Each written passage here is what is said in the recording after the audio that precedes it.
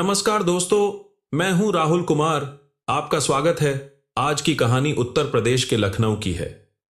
मलिहाबाद के मिर्जागंज बाजार में प्रेम वस्त्रालय नाम की एक नामी कपड़ों की दुकान थी।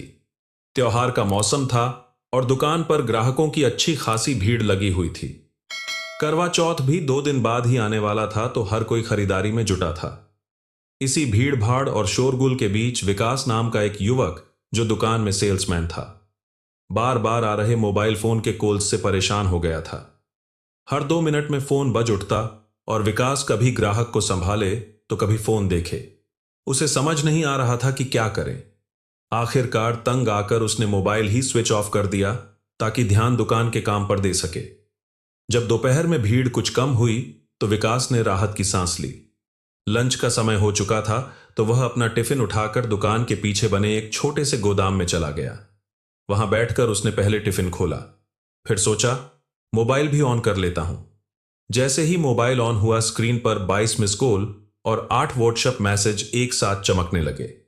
सभी कॉल्स और मैसेज गीता नाम के एक औरत के थे, जो रिश्ते में उसकी चाची लगती थी। कुछ घंटे पहले वही लगातार उसे कॉल कर रही थी।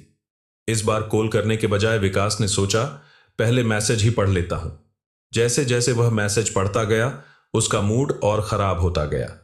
मैसेजों में शिकायतें थीं, उलाहने थे और यहां तक कि एक धमकी भी थी। धमकी में लिखा था, मैं दुकान पर आ रही हूं, देखती हूं कैसे कपड़े नहीं दिलवाते हो। विकास ने सिर खुजलाया और गुस्से में बुदबुदाया, कहां से दिलवाऊं? कपड़े खुद दुकान का मालिक पिछली तनख्वाह मांग रहा है। उसके बाद उसने खुद को संभाला, जल्दी से खाना खत्म किया और दुकान के फ्रंट पर आ गया। दुकान पर लौटते ही ग्राहकों की भीड़ फिर से बढ़ चुकी थी।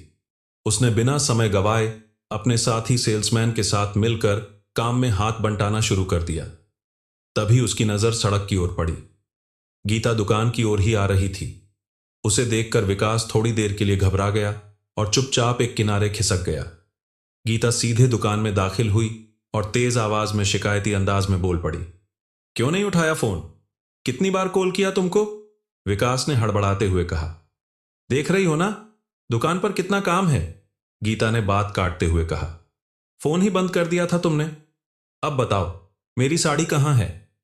गीता रिश्ते में विकास की चाची लगती थी। 2 दिन पहले उसने करवा चौथ के लिए एक साड़ी लाने को कहा था, लेकिन विकास साड़ी नहीं दिला रहा था। दुकान पर विकास उसकी किसी भी बात का ठीक से जवाब नहीं दे पाया। गीता ने दोबारा कहा, अब क्या टुकुर टुकुर देख रहे हो? साड़ी 2 फॉल लगवाना है, ब्लाउज सिलवाना है, पेटीकोट बनवाना है। विकास ने उसे समझाने की कोशिश की, गीता तुम अभी घर जाओ, शाम को साड़ी ले आऊंगा, पूजा का सामान भी साथ लेता आऊंगा। गीता चिढ़ते हुए बोली, यह बात तो तुम पिछले हफ्ते से बोल रहे हो, आज तक कुछ नहीं लाए, तभी तो खुद दुकान पर आना पड़ा। विकास ने एक बार फिर कहा, प्लीज अभी तुम चली जाओ, बहुत काम है। गीता ने जाते जाते कहा, ठीक है जा रही हूं, लेकिन शाम को साड़ी, पूजा का सामान और कुछ पैसे लेकर जरूर आना। विकास ने राहत की सांस ली और फिर से काम में लग गया। उधर गीता दुकान से निकलकर धीमे कदमों से मायूस होकर चलने लगी। वह सोचती जा रही थी, कभी जो विकास मेरी हर बात पर दौड़ पड़ता था, आज उसके पास मेरे लिए वक्त नहीं। उसे अपनी जिंदगी की तंगी और अकेलेपन का एहसास होने लगा। उसका पति प्रकाश, जो मुंबई में नौकरी करता था, त्योहार पर भी छुट्टी लेकर नहीं आ पाया था। वह खुद से ही सवाल कर रही थी, आखिर किस हक से मैं विकास से साड़ी मांगने चली गई? जब मेरा अपना पति साथ नहीं है तो दूसरे से क्या उम्मीद करना? गीता खुद को कोसते हुए आंखों में आंसू और दिल में भारीपन लिए घर की ओर लौट गई। गीता को उम्मीद थी कि विकास करवा चौथ के लिए उसके लिए कपड़े और दूसरी जरूरी चीजें लेकर आएगा। इसी आस में वह विकास से उम्मीद लगा बैठी थी। लेकिन दूसरी तरफ विकास अपनी दुकान में बैठा चुपचाप अपनी उंगलियों पर हिसाब लगा रहा था। वह पहले से लिए गए उधार के बारे में सोचकर परेशान था। वह समझ नहीं पा रहा था कि दुकान के मालिक से फिर से साड़ी और थोड़े पैसे उधार कैसे मांगे। जो कर्ज उसने पहले लिया था उसे चुकाने में ही महीनों लग जाएंगे। अब और उधार लेने की उसमें हिम्मत नहीं बची थी।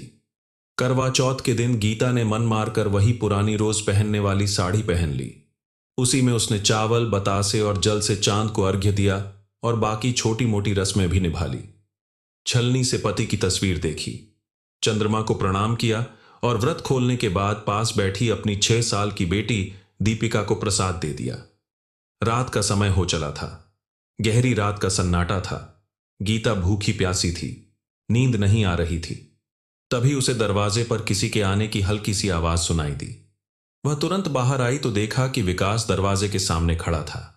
मुस्कुरा रहा था, लेकिन उसके हाथ खाली थे। गीता का गुस्सा फूट पड़ा।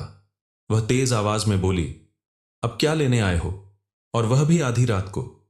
चलो निकलो यहां से। आज के बाद तुम्हें मेरे घर में कदम रखने की भी जरूरत नहीं है। मुझे अब तुम्हारी कोई जरूरत नहीं है।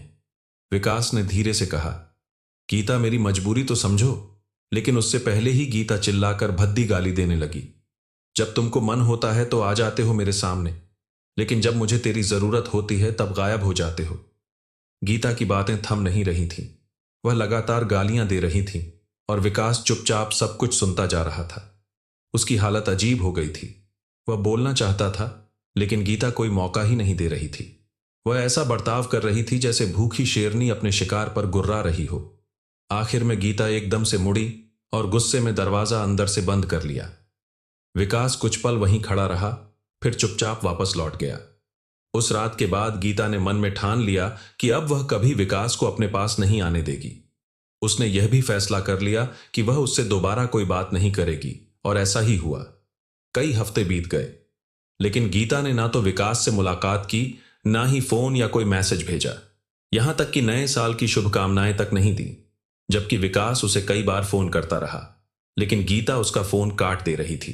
जब भी वह घर आता, गीता बिना कुछ बोले दरवाजा बंद कर लेती थी। विकास जब भी दुकान पर होता तो उसकी निगाहें बार बार बाहर जाती। शायद गीता की एक झलक पाने के लिए वह उसे एक बार मिलकर सब कुछ बताना चाहता था।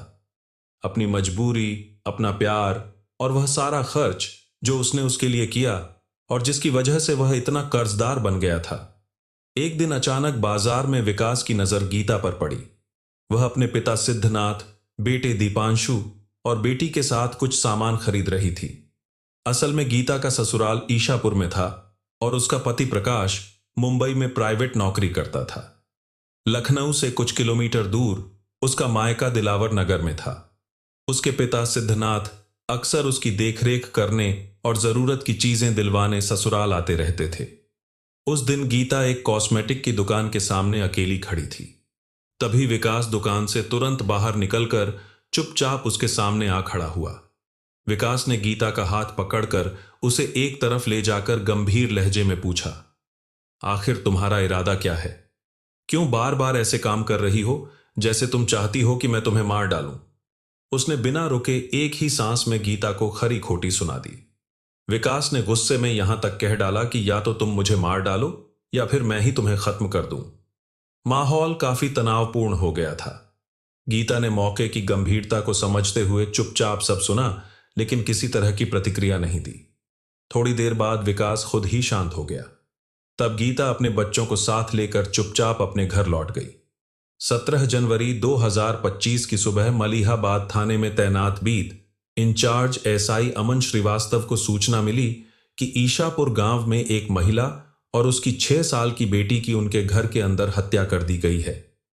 अमन श्रीवास्तव ने तुरंत यह जानकारी अपने थाना प्रभारी एसएचओ सतीश चंद्र साहू को दी। साहू ने बिना देर किए अमन को टीम के साथ मौके पर जाने का आदेश दे दिया। कुछ ही समय बाद एसीपी अमोल मुरकर भी पुलिस बल के साथ घटनास्थल पर पहुंच गए। एसआई अमन श्रीवास्तव के साथ एसआई अश्विनी कुमार और विवेक कुमार सिपाही, गौरी शंकर यादव, उत्तम राठी और हेड कांस्टेबल कामरान खान भी वहां पहुंचे। घर के अंदर का दृश्य दिल दहला देने वाला था। पुलिस को वहां 2 लाशें मिली। एक महिला जिसकी उम्र लगभग 28 साल थी, उसका नाम गीता था, और दूसरी उसकी 6 साल की बेटी दीपिका की थी। दोनों की बेरहमी से धारदार हथियार से हत्या की गई थी। प्राथमिक जांच में पुलिस को अंदेशा हुआ कि यह हत्या रात 2 से 3 बजे के बीच की गई होगी। पुलिस ने दोनों शवों का पंचनामा बनाकर पोस्टमार्टम के लिए भिजवा दिया। इसके बाद गीता के मायके और ससुराल दोनों स्थानों को केंद्र मानकर जांच शुरू की गई। दोपहर करीब 12 बजे सर्विलांस टीम और डॉग स्क्वाड भी ईशापुर पहुंच गए। खोजी कुत्ता घर से निकलकर लगभग 20 मीटर दूर लखनऊ रेलवे लाइन के पास तक गया, फिर वहीं ठहर गया और वापस लौट आया। इससे पुलिस को शक हुआ कि हमलावर शायद रेलवे ट्रैक के किनारे किनारे पैदल चलकर आए होंगे। जांच में यह बात भी सामने आई कि गीता के घर में बाहर वालों का ज्यादा आना जाना नहीं था। अधिकतर उसके मायके और ससुराल के ही लोग आते जाते थे। पुलिस ने अनुमान लगाया कि हत्याकांड में कोई जान पहचान वाला ही शामिल हो सकता है। गीता के पिता सिद्धनाथ कनौजिया, जो लखनऊ के रहीमाबाद थाने के अंतर्गत दिलावर नगर में रहते थे, को इस मामले की जानकारी दी गई। उनकी तहरीर के आधार पर मलिहाबाद थाने में धारा 103 बीएनएस के तहत केस दर्ज किया गया। मामले की गंभीरता को देखते हुए डीसीपी पश्चिम विश्वजीत श्रीवास्तव ने जांच के लिए कई पुलिस टीमें बनाई। एडीसीपी धनंजय कुमार कुशवाहा और इंस्पेक्टर सतीश चंद्र साहू को क्राइम और सर्विलांस टीम के साथ जोड़ा गया। पुलिस कमिश्नर कार्यालय से इंस्पेक्टर शिवानंद मिश्रा, एसआई आशुतोष पांडे, शुभम पाराशर, हबीब, सिपाही पवन, दिलीप और सूरज सिंह को भी जांच में लगाया गया। सभी टीमों ने मिलकर लगातार मेहनत की और घटना के 12 घंटे के भीतर ही जांच में बड़ी सफलता हासिल कर ली। गीता के मोबाइल की कॉल डिटेल्स से पता चला कि पिछले 1 साल में विकास नाम के शख्स ने उसे लगभग 1100 बार कॉल किया था। यही नहीं, कॉल्स की टाइमिंग और गीता से पहले के विवादों को देखते हुए पुलिस का शक और गहरा हो गया। अगले ही दिन यानी 17 जनवरी 2025 को पुलिस ने ईशापुर गांव के रहने वाले राजेश के बेटे विकास को मलिहाबाद में हाईवे किनारे से गिरफ्तार कर लिया। विकास से थाने में कड़ाई से पूछताछ की गई। ज्यादा देर नहीं लगी और उसने जल्द ही यह मान लिया कि गीता और उसकी बेटी की हत्या उसी ने की थी। इसके बाद उसने जो सच बताया वह बहुत ही दुखद और डरावना था।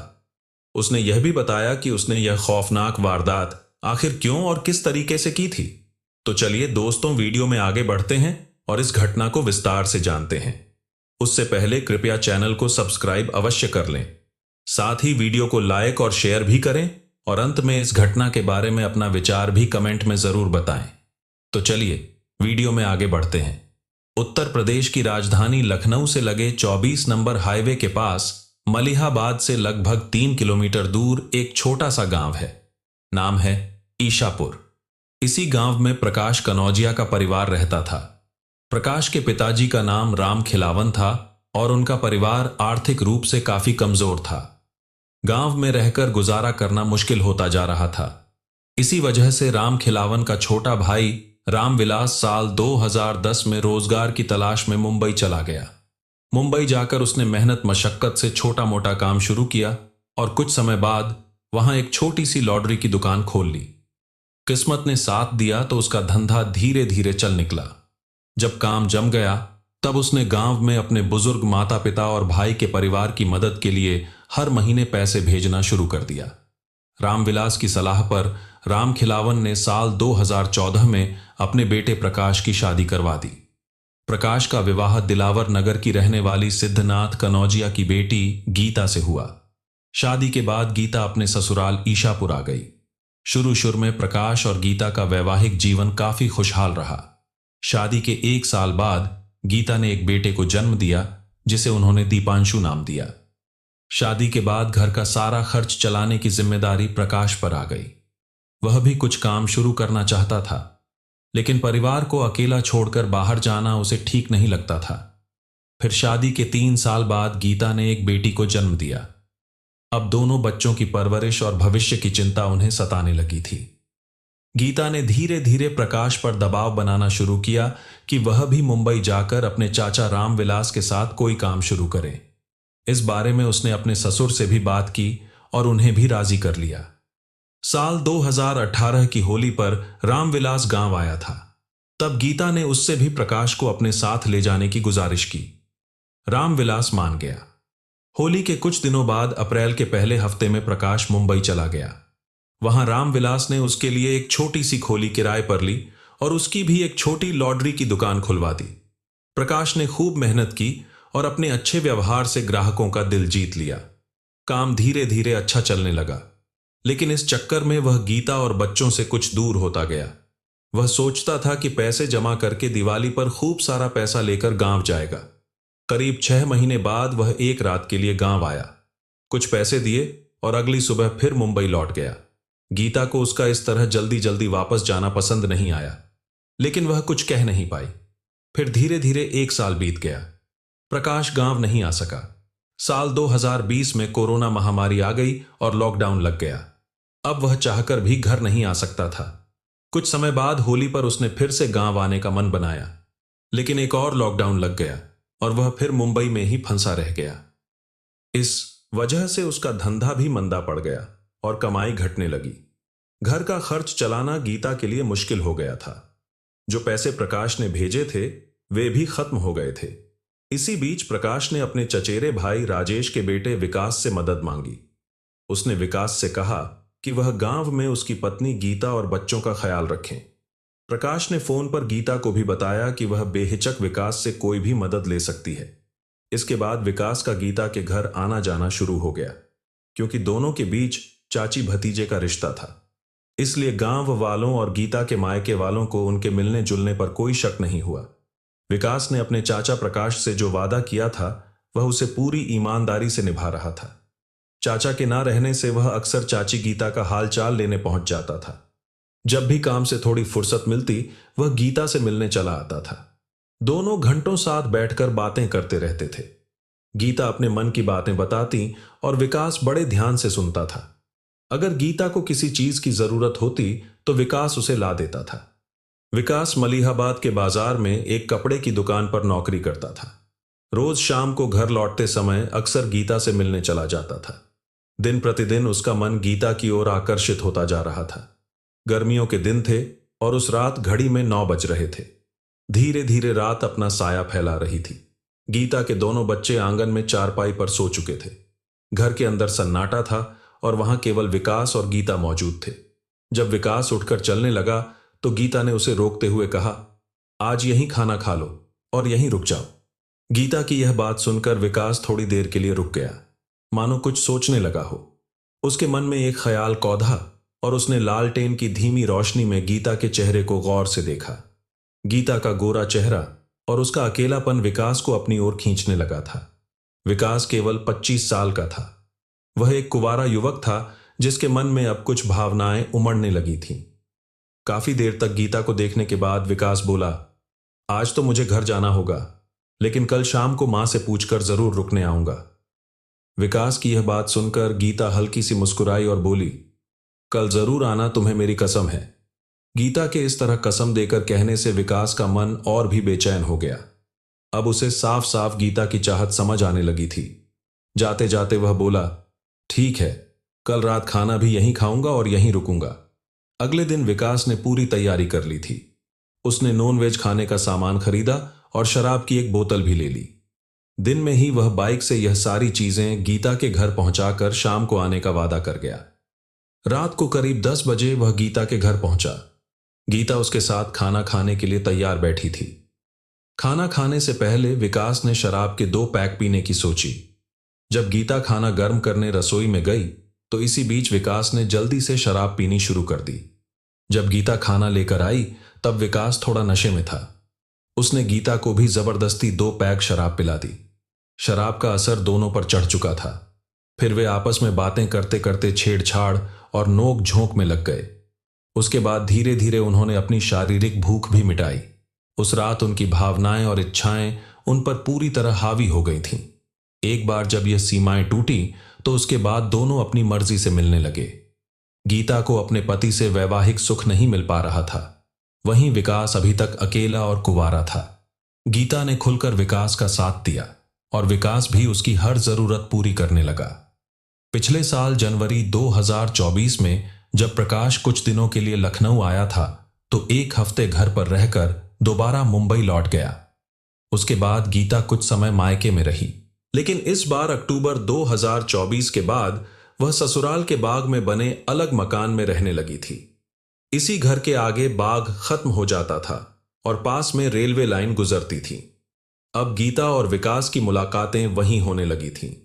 रोज सुबह होने से पहले विकास वहां से चुपचाप निकल जाता और जल्दी से खाना लेकर मलिहाबाद की दुकान पर पहुंच जाता था। शाम को लौटते समय वह फिर गीता के पास रुक जाता और दोनों प्यार भरी बातें करते हुए वासना में लिप्त हो जाते थे। विकास जब भी बाजार से घर लौटता था तो गीता के बच्चे उसकी जेब टटोलने लगते थे। शायद उन्हें भरोसा था कि भैया कुछ ना कुछ जरूर लाए होंगे। गीता के पास उसकी बेटी दीपिका रहती थी, जबकि बेटा दीपांशु अपने नाना के पास रह रहा था। विकास और गीता का रिश्ता अब सिर्फ जान पहचान भर नहीं रहा था, बल्कि वे एक दूसरे के इतने करीब आ चुके थे कि जुदा रहना उन्हें तकलीफ देने लगा था। विकास ने गीता के लिए अपनी नौकरी की कमाई खर्च करनी शुरू कर दी थी। उसके परिवार में वह अकेला कमाने वाला था। उसके साथ 2 बहनें भी थीं और पूरा घर उसी की कमाई पर निर्भर था। धीरे धीरे घर वालों को उसके इस बदलते व्यवहार का अंदाजा लग गया। उन्हें शक हुआ कि गीता के साथ विकास का गलत संबंध है। ऐसे में परिवार ने योजना बनाई कि विकास को लखनऊ से दूर किसी दूसरे शहर भेज दिया जाए ताकि वह इस चक्कर से बाहर निकल सके। गीता के ऊपर जरूरत से ज्यादा पैसा खर्च करने के कारण विकास पर काफी कर्ज चढ़ गया था। उसके पिता की सलाह पर उसने 2023 में करीब 3,50,000 रुपए कर्जा करके विदेश कुवैत में नौकरी पकड़ ली थी। जब वह बाहर चला गया तो गीता अकेली रह गई थी, लेकिन उनके बीच की भावनाएं खत्म नहीं हुई थीं। कुवैत में रहते हुए केवल 2 महीने ही बीते थे कि गीता ने हर रोज रात को विकास को फोन करना शुरू कर दिया। वह उससे शिकायतें करती, अपनी अकेलेपन की बात कहती और बार बार ईशापुर लौट आने की जिद करती थी। आखिरकार गीता की बातों और जिद के सामने झुककर विकास ने महज 2 महीने में ही नौकरी छोड़ दी और लखनऊ लौट आया। इससे उसकी हालत और खराब हो गई। अब वह करीब 4 लाख रुपए के कर्ज में डूब चुका था। घर लौटकर उसने पहले वाली जगह एक कपड़ों के शोरूम में ही फिर से काम शुरू किया। अक्टूबर 2024 में करवा चौथ से 2 दिन पहले वह गीता से मिलने गया। गीता ने त्योहार के खर्चों की एक लंबी लिस्ट